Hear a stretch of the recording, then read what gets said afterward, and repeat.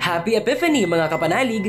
10 AM ay nagsimba kami sa Pandiocesis na Dambana at Parokya ng San Agustin at nakita ko ang ilang mga kabataan ng simbahan o ang PCY or Parish Commission on Youth na namamahala sa pagpapamigay ng binaspasang tisa o blessed chalk na gagamitin para sa pagsusulat sa hamba ng pintuan. Any amount ay pwede mong i-donate para magkaroon ka ng chalk. Sa pagkabigay ay binigyan na nila ako ng chalk. Yan sila buong ngiting naglilingkod. Pagka-uwi ay agad ko itong binuksan, kinuha ang prayers sa loob at ang chalk. Pwede kayong magbase sa mga prayers na ito.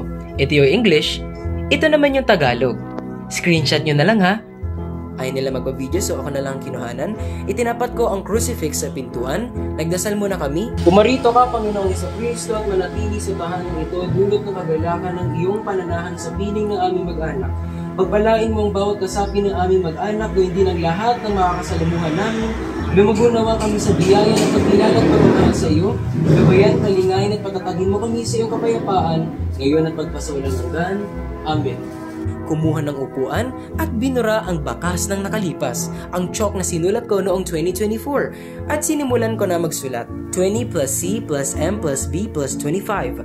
20 ay ang millennium natin ngayon, 2000. Ang CMB, maaaring sumagisag sa first letters ng names ni Caspar, Melchor, at Baltazar o ang three wise men na bumisita kay Baby Jesus at magandog ng ginto, kamanyang at mira.